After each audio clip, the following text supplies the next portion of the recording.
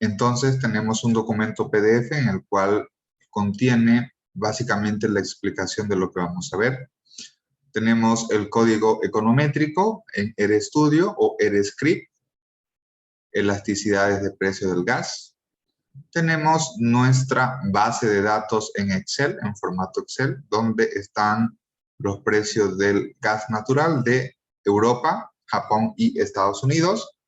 Tenemos las salidas de la consola, precios del gas natural, es un formato de texto o bloc de nota.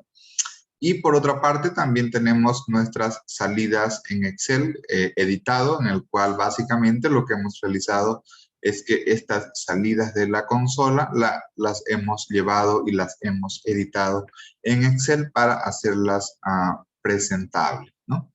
Básicamente esta es la información que tenemos.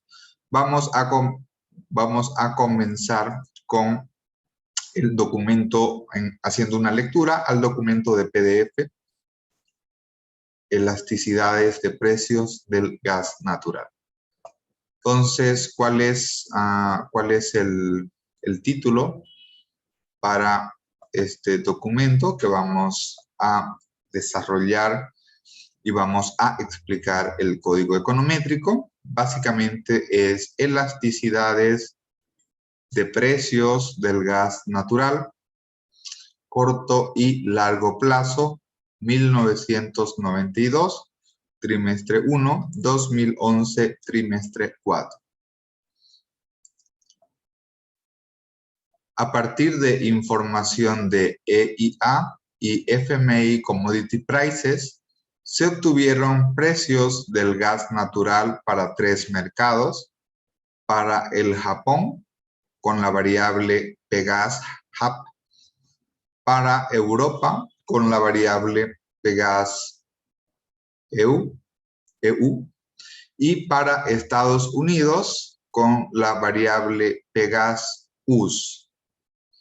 En dólares comparativos a paridad de poder de compra, con frecuencia trimestral desde 1992, trimestre 1, hasta el 2011, trimestre 4.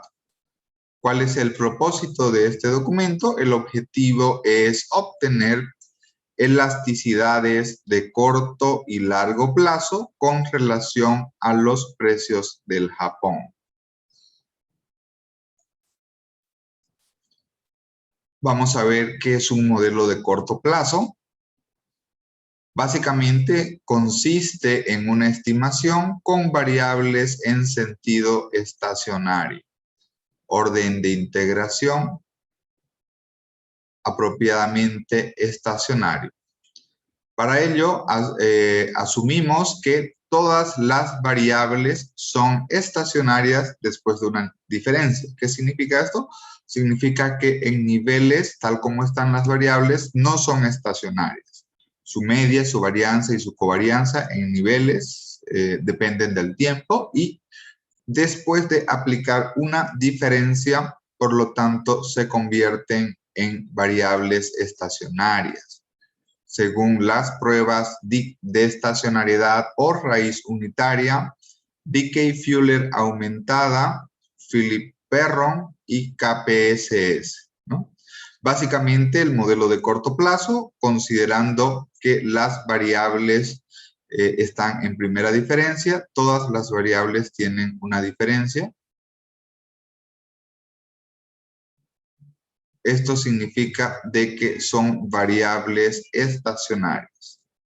Por otra parte, nuestra variable dependiente es precio del gas del Japón, la cual depende de precios del gas de Europa y precios del gas de Estados Unidos. Toda vez que tenemos por el lado de la variable dependiente logaritmo, y tenemos por el lado de las variables explicativas logaritmo y logaritmo. Esto es lo que se conoce como un modelo doble log, doblemente logarítmico. o log-log por el lado de la variable dependiente, por el lado de las variables explicativas. Por lo tanto, cuando aplicamos logaritmo tanto en ambos lados, valga la redundancia, por lo tanto, nuestros parámetros se convierten en elasticidades. ¿Y por qué son elasticidades? Porque básicamente la variación de un logaritmo en el corto plazo equivale a un cambio porcentual. ¿Ok? Y de esta manera esperamos de que beta y delta sean mayores a 0 y por lo tanto, como mencionamos de forma previa, corresponden a elasticidades de corto plazo.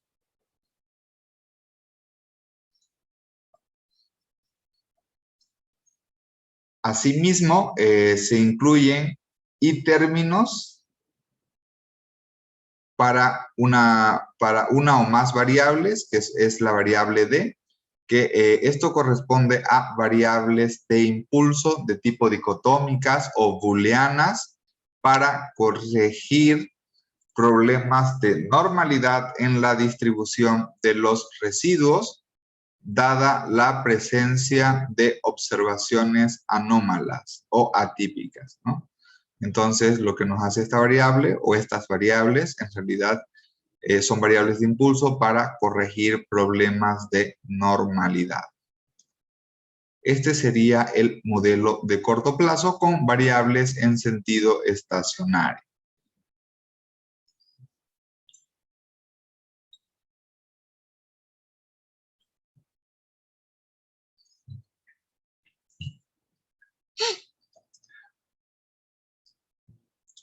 Luego, tenemos un modelo de largo plazo. ¿Qué significa un modelo de largo plazo? Asumiendo que todas las variables no son estacionarias en niveles y por otra parte, asumiendo que todas las variables tienen el mismo grado de integración, es decir, son integradas de orden 1, es posible la presencia de una relación de largo plazo, es posible la presencia de una relación de cointegración o también llamada de relación de largo plazo entre las mismas, o es posible también que la combinación de estas variables sea estacionaria y esta combinación estacionaria se ve reflejada en el error, ¿no?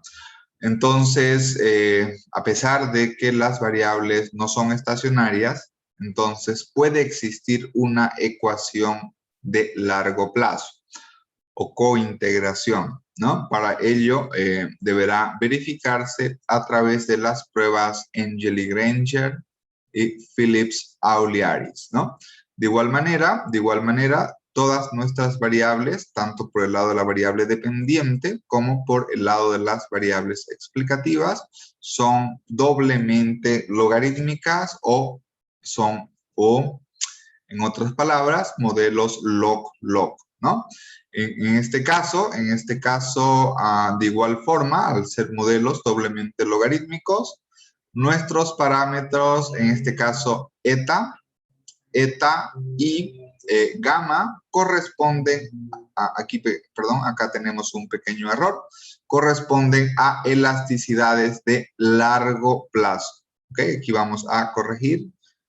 La elasticidad de corto plazo es para variables en sentido estacionaria y la de largo plazo es para variables en sentido no estacionaria. Repito, eta y gamma corresponden a elasticidades de largo plazo, ¿no? De igual manera tenemos variables dicotómicas que nos permiten corregir problemas de normalidad en observaciones anómalas o atípicas. Y finalmente tenemos lo que es un modelo con corrector de error. Básicamente, si se verifica la existencia de una ecuación de cointegración o de largo plazo, como es la ecuación número 2, entonces puede existir un modelo con corrector de error. ¿Qué significa un modelo con corrector de error? Significa básicamente que en la ecuación de corto plazo, que es la expresión 1, incorporamos el término del error de largo plazo. Este es el término de error, ¿no? Este término de error con un rezago lo incorporamos en la ecuación 1, pero este error se incorpora como una variable explicativa. En este caso podemos apreciar que el término ut-1 corresponde al término de error de la ecuación de largo plazo dentro de la ecuación o dentro de la estimación de corto plazo. Entonces, básicamente, este parámetro lambda va a corresponder a un coeficiente de velocidad de ajuste para la corrección de desequilibrios de corto plazo o una especie de mecanismo de corrección de error derivado del largo plazo. Esto solamente hacemos si y solo si existe evidencia de cointegración. Muy bien, antes de explicar lo que es los resultados del código econométrico, vamos a ver cuáles son los resultados respectivos. Siempre cuando tenemos un análisis de cointegración o de largo plazo, lo más importante es que primero debemos graficar las series de tiempo.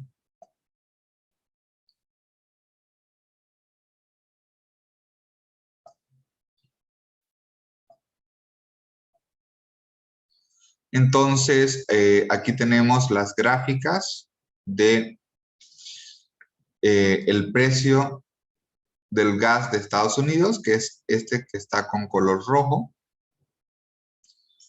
Luego tenemos el precio del gas del Japón, que está con color verde. Y tenemos el precio del gas de Europa, que es esta línea que está al medio, ¿no? Entonces, ¿qué es lo que podemos apreciar acá? Podemos apreciar que las tres series tienen una caminata aleatoria con un rumbo. Ese es un rumbo al alza. Y que en cierta medida cointegración significa de que a pesar de que las variables pueden ser no estacionarias o tengan una tendencia, sin embargo pueden tener comovimientos similares, ¿no? Entonces, en la medida que las variables, si bien es cierto, pueden ser no estacionarias porque tienen una tendencia, sin embargo, sus comovimientos son constantes en el tiempo. Hasta este periodo de acá, que es el 2010, podemos ver que en cierta medida sí hay un conmovimiento entre las series de tiempo. Es muy posible que ya en esta última frecuencia, en esta última serie observada, ya ese conmovimiento que existía hasta esta fecha, hasta el 2008, tal vez se vea afectada, ¿no? Porque, fíjense ustedes, el comportamiento de las series se hace totalmente diferente, en especial para la serie roja, que son los precios de Estados Unidos. Eso está en escala logarítmica, ¿no? Entonces, de forma a priori, podríamos decir de que las tres series de tiempo presentan una caminata aleatoria con un rumbo. De igual manera, siempre es, por otra parte, aquí si visualizamos también, si visualizamos de forma general, Estados Unidos tiene los precios del gas natural más bajo en comparación con Europa y Japón, ¿no? Entre Europa y Japón, por ahí se las van al final de la muestra. Por ejemplo, Japón tiene mayores precios que Europa, sin embargo, también se evidencian ciertos periodos donde en Europa el precio del gas ha sido mayor que el de Japón. Para ello es importante ver los estadísticos descriptivos, a los cuales tenemos los 4 momentos: momento de tendencia central, que está conformado por la media, la mediana, y la tendencia central robusta. Momentos de dispersión como la desviación estándar, la media absoluta, la desviación en la mediana absoluta, el valor mínimo, el valor máximo, el rango, que es la diferencia entre el mínimo y el máximo.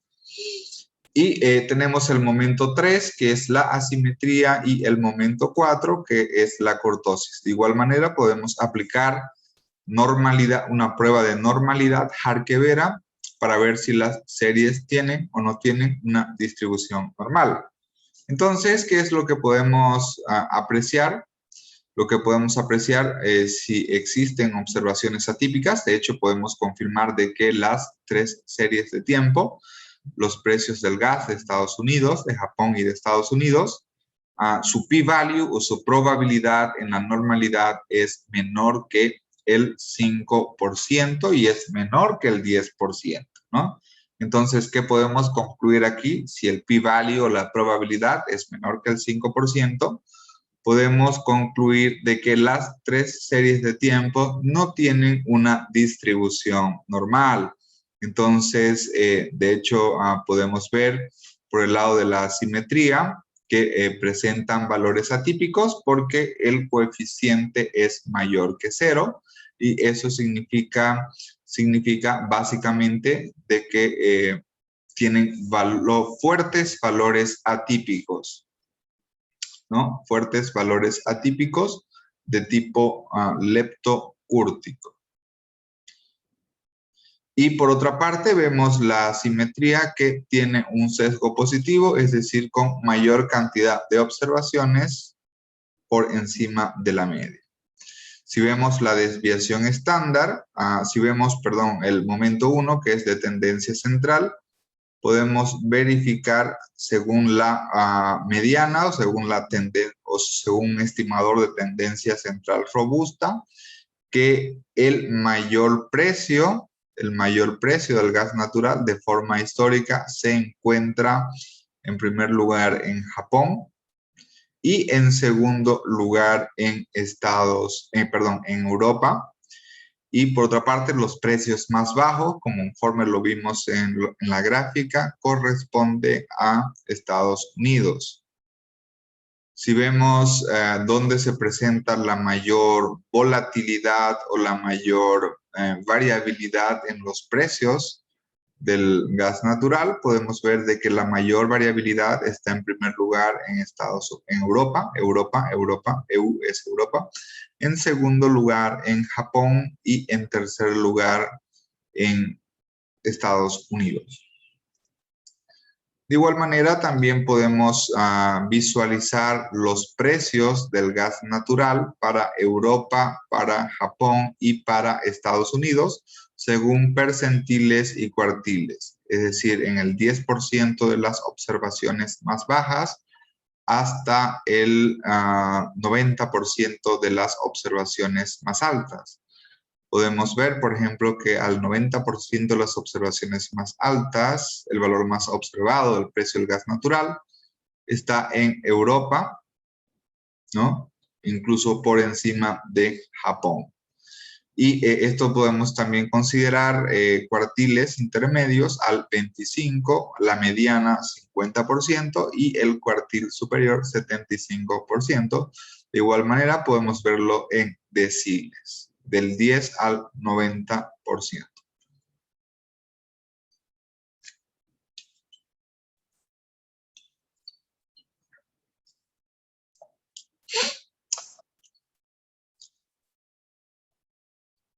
Otro análisis importante también que realizamos,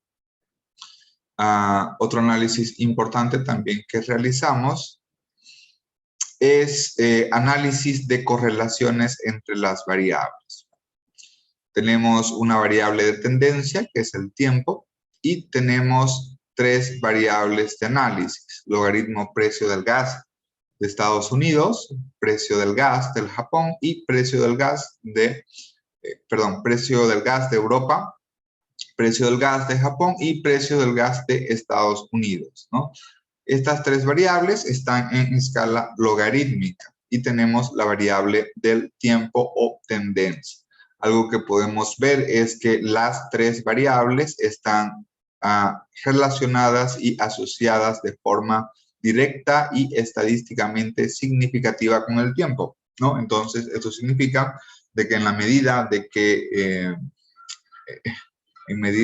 que el tiempo va pasando, las series van aumentando de valor. Esto sería una principal, esto sería un indicio de series no estacionarias. Recordemos de que las series estacionarias deben tener varianza media, varianza y covarianza constante e independiente del tiempo, ¿no? Aquí están relacionadas con el tiempo. Por otra parte, si vemos la relación de el precio del gas del Japón con el mercado europeo, es positiva y estadísticamente significativa. Y de igual manera, como vamos a considerar el precio del gas del Japón como nuestra variable dependiente, tiene una relación positiva y estadísticamente significativa con los precios del gas de Estados Unidos. Ahora, como estas son variables no estacionarias, recordemos también, y además de que estas variables están relacionadas con el tiempo, aquí podríamos tener una asociación o correlación de tipo espuria o también llamado falso. Por eso debemos acudir a las pruebas de cointegración de Engel y Granger, Phillips, Auliaris, ¿no? Por otra parte, es algo que es importante señalar, es que aquí tenemos alrededor de 20 años como muestra cuando hacemos análisis de cointegración estricto en el largo plazo. En el largo plazo hablamos de muestras de 40 o 50 años, mínimamente 30 años, ¿no? Sin embargo, hay trabajos en los cuales se ha podido evidenciar análisis de cointegración para 20 años. Sin embargo, queda una muestra corta y solamente lo aplicamos con fines de ejercicio, ¿no? Y esta frecuencia de al menos 30 o 40 o 50 años es independiente de la cantidad de observaciones o si es una frecuencia de tipo mensual o de tipo trimestral. No importa la cantidad de observaciones, sino importa la cantidad de años.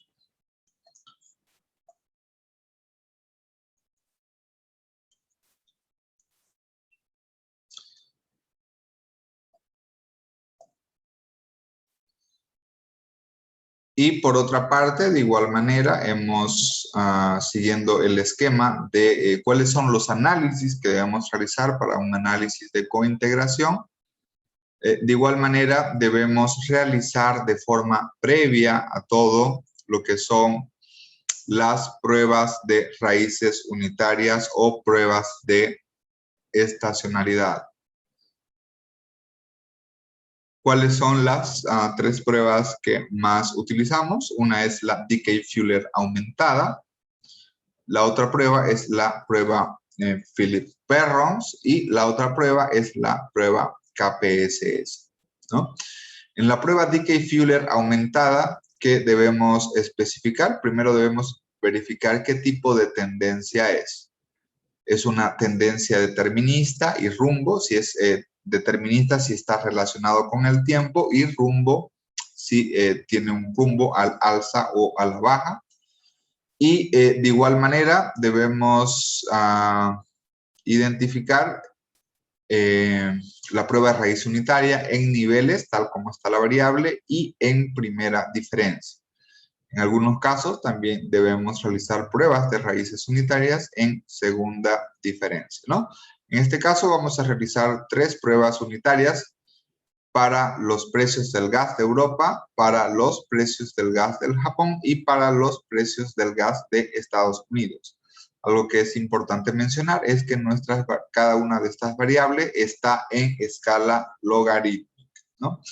Y por otra parte, de forma automática y según criterios de información, por ejemplo, acá hay el lenguaje de programación o los softwares nos señalan cuáles son el número de rezagos en su versión aumentada que corresponden a términos autorregresivos. Y por otra parte, también tenemos el estadístico T, que es el estadístico para la prueba Dickey-Fuller aumentada. Tenemos el estadístico Z, que es para Philip Perron, y tenemos el estadístico KPSS. ¿Qué es lo importante aquí mencionar? Tanto Dickey-Fuller aumentada como Philip Perron evalúan la hipótesis nula que una serie de tiempo, ya sea en niveles o en primera diferencia, no es estacionaria, o dicho de otra manera, sigue una raíz unitaria. Esas son las pruebas de hipótesis nula para Dickey-Fuller aumentada y Philip Perron. ¿Cuál es la hipótesis alternativa para estas dos? Es lo contrario, ¿no? La serie de tiempo, ya sea en niveles o en primera diferencia, es estacionaria. Y por otra parte, la prueba KPSS tiene la hipótesis nula al revés. La hipótesis KPSS, perdón, la prueba de raíz unitaria, evalúa una serie de tiempo, ya sea en nivel o en primera diferencia, es estacionario. Contra una hipótesis alternativa que una serie de tiempo no es estacionaria, ¿no? En este caso, por ejemplo, en cada una de estas series hemos comprobado de que según Dickey-Fuller aumentada y Philip Perron señalan de que la serie no es estacionaria en niveles, sin embargo es estacionaria después de una diferencia al 1% de significancia estadística. Por otra parte, la prueba KPSS señala de que se rechaza la hipótesis nula, que la serie es estacionaria, al 5% de significancia estadística. En resumen, lo importante de abordar tres pruebas de estacionalidad es evaluar la consistencia de los resultados, ¿no? En este caso, las tres pruebas, Dickey-Fuller aumentada, Philip Perron y KPSS, nos señala de que la variable precio del gas de Europa es estacionaria después de una primera diferencia. El orden de integración es 1.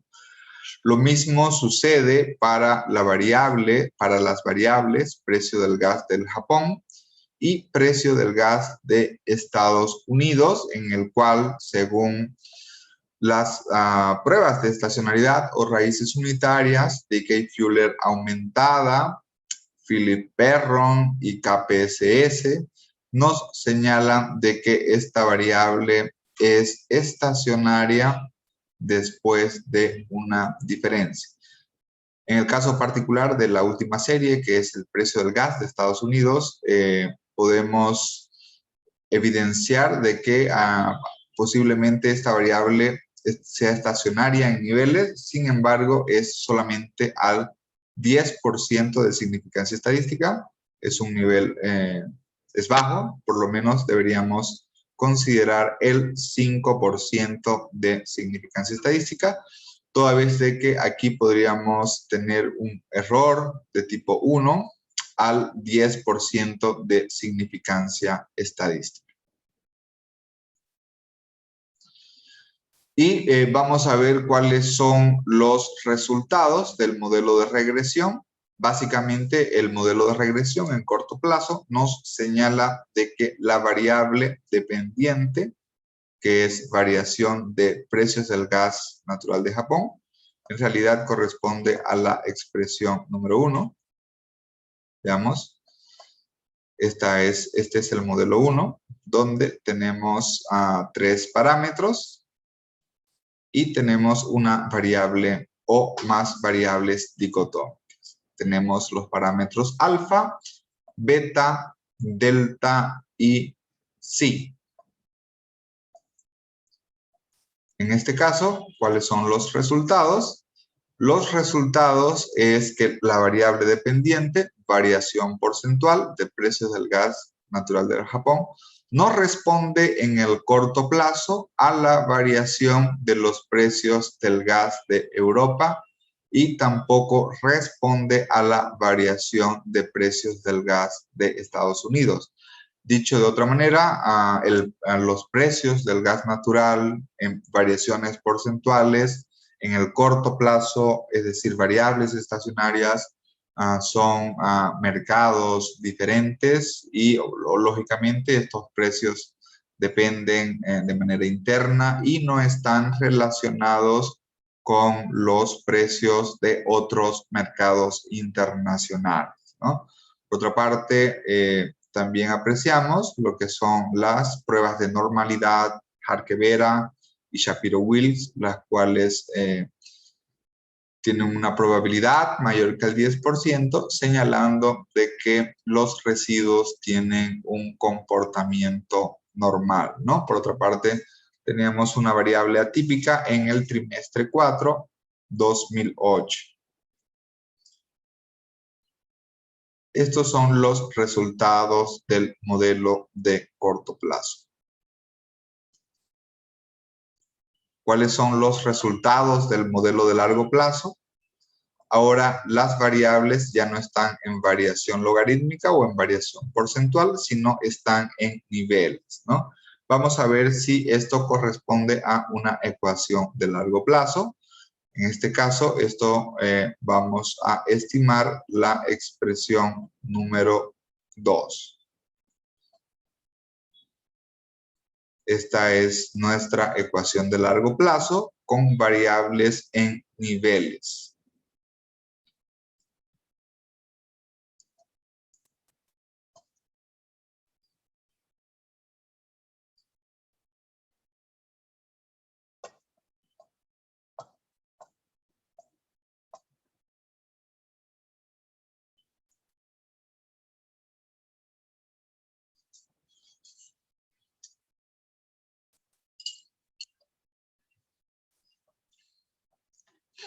Como nuestra variable dependiente y nuestras variables explicativas están en escala logarítmica, por lo tanto tenemos la elasticidad de largo plazo, la cual es el parámetro eta, que equivale a 0.63.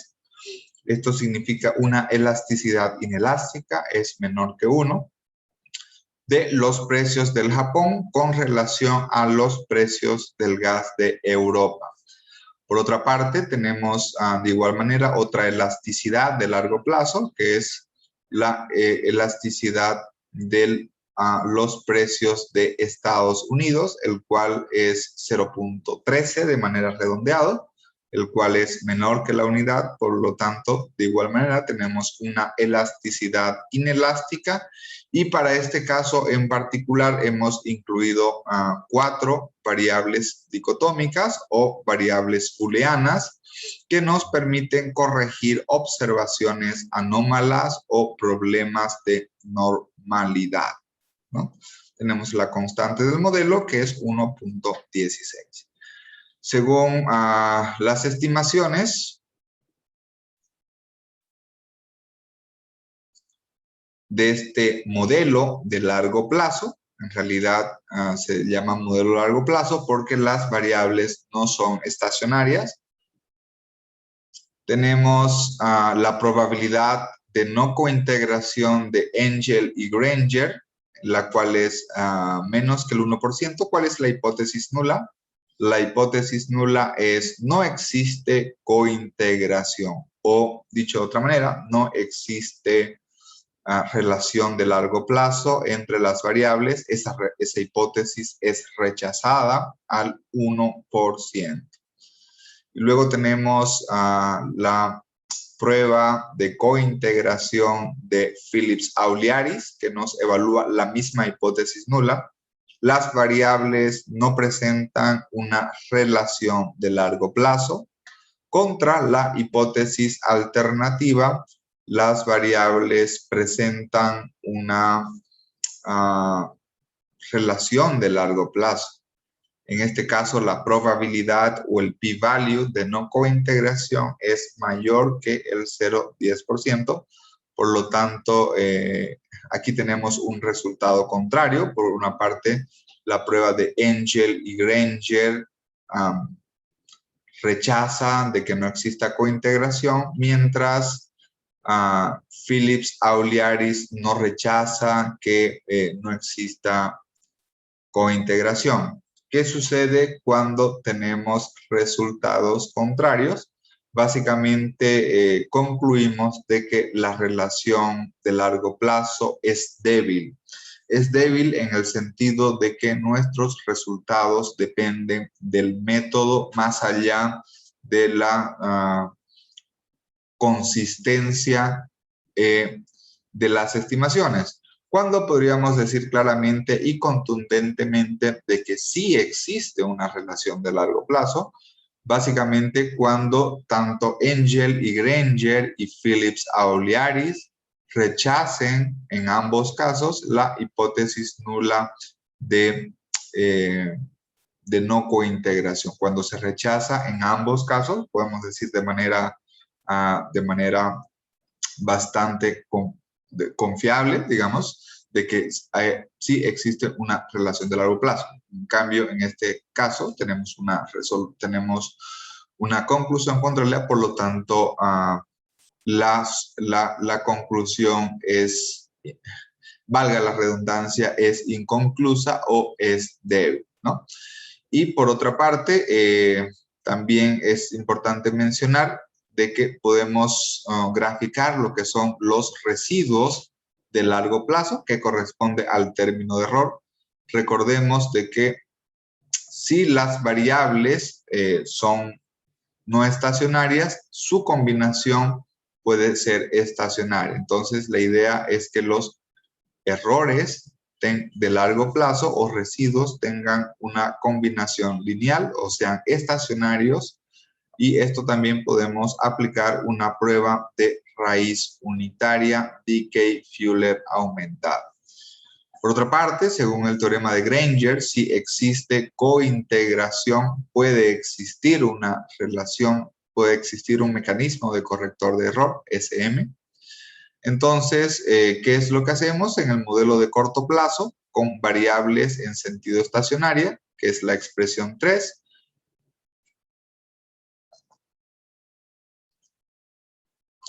Incluimos el residuo de la ecuación de largo plazo, pero rezagado en un periodo, ¿no? Y esto va a ser medido a través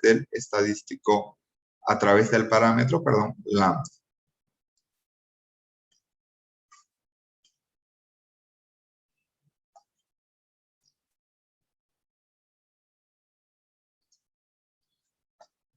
Y de igual manera llegamos a la conclusión que en el corto plazo, nuestros parámetros, aquí la variable dependiente es precios del gas de Japón, no depende del precio del gas de Europa ni de Estados Unidos, no tenemos coeficientes estadísticamente significativos. Sin embargo, el término de corrector de error es estadísticamente significativo, ¿no? Acá en esta expresión se sugiere la supresión de la constante o término de intercepto. Entonces, de esta manera es como hemos realizado una presentación de lo que es la interpretación de elasticidades de precios del gas natural, del corto y del largo plazo.